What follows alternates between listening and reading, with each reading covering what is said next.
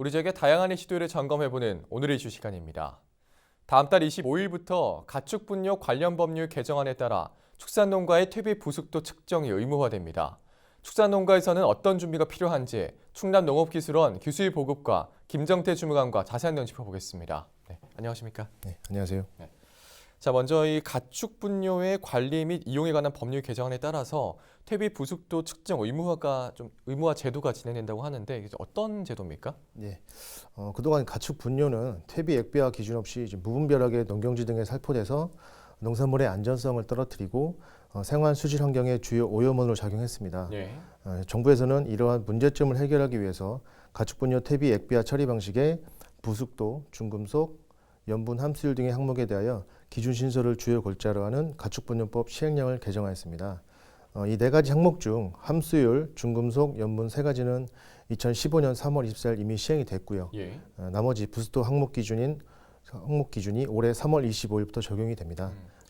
자, 그럼 이 부숙도 측정 의무화로 좀 어떤 부분들이 달라지는 거죠?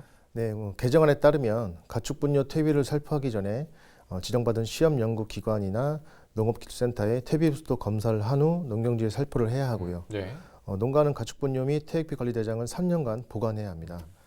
검사 주기는 가축분뇨 배출시설 허가 대상의 경우에는 6개월에 한 번, 예. 신고 대상은 1년에 한 번이고요. 허가 대상의 규모를 말씀드리면 한우 젖소 같은 경우는 900제곱미터, 돼지는 1000제곱미터, 가금은 3000제곱미터 이상이고요. 예. 신고 대상의 규모는 한우 젖소는 100에서 900제곱미터, 돼지는 50에서 1000제곱미터, 가금은 200에서 3000제곱미터입니다. 네. 그리고 여기서 이제 배출 시설이라는 거의 정의를 좀 말씀드리면 네. 가축의 사육으로 인하여 가축 분뇨가 발생하는 시설 및 장소 등으로서 축사 운동장 그밖에 환경부령으로 정하는 것을 말하고요.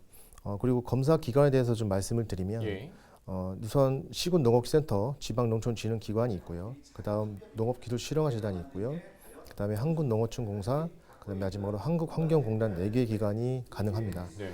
그다음에 충남의 경우에는 15개 시군 농업센터에서 가능하고요. 그 외에 서천에 있는 풍농부설 농학연구소, 그다음에 논산에 있는 충남 테크노파크 바이오센터, 그다음에 예산에 있는 공주대학교 두꺼높이 자원연구센터에서도 분석 가능하고요. 예.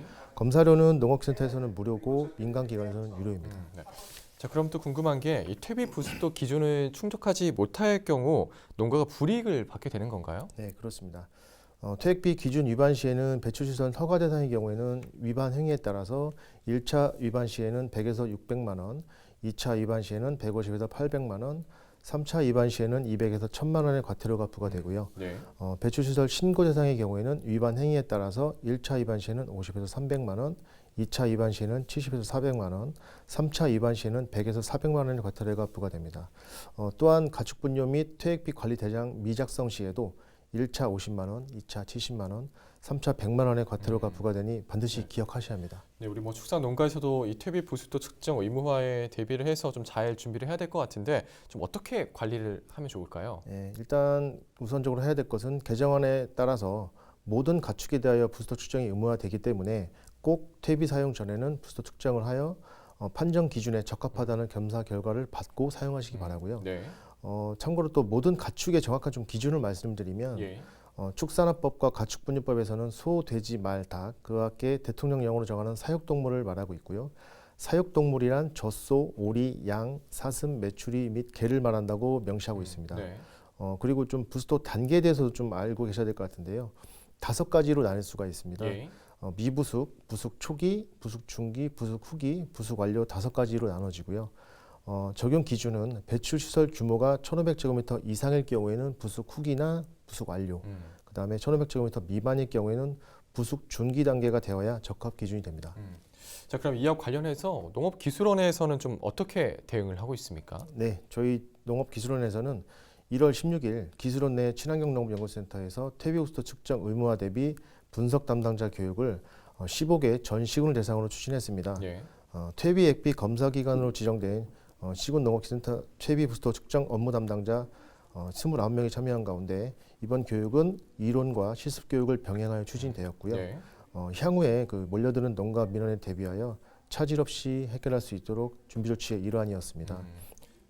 자, 이 농업 현장에서 좀 혼란이 없도록 하는 노력도 필요할 것 같은데 농가 대상 교육이나 컨설팅도 좀 진행이 되고 있는 건가요? 네, 우선 농촌진흥기관의 역할, 다시 말하면 농업기센터의 역할은 TV 부스터 분석 업무만 담당을 하고요. 컨설팅은 이제 축산 행정에서 추진하는 것으로 알고 있고요. 충남에서는 6,124건의 TV 부스터 컨설팅을 추진 계획 중에 있는 것으로 파악하고 있습니다. 네. 자, 이제 마지막으로 좀 방송을 통해서 좀 전하고 싶으신 말씀이 있을까요? 네, 우선 축산농가에서는 부스터 검사를 받기 위해 주로 시군 농업센터를 이용하실 텐데요. 네. 네 가지 당부 사항이 있습니다.